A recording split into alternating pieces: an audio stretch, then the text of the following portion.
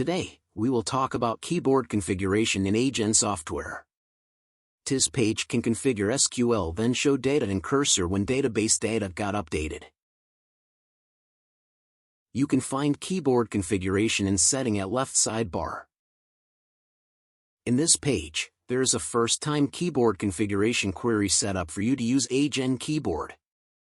You just need to follow the instructions step by step to complete the downloading and setup. Now, let's talk about configuration in this subsystem. In this page, you can see the configuration page. There is a help button for you to know more information for this page. You can choose the database table in the SQL table button. After you selected the database, there will be SQL queries running in the page, also it will test run itself. You can press Validate to validate the database and Save to save.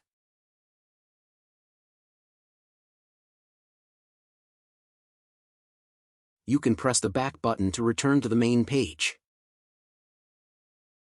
There's a QR code button for you to enter this page by scanning the QR code. To know us more, you can visit us on agen.mobi or scan the QR code on the screen.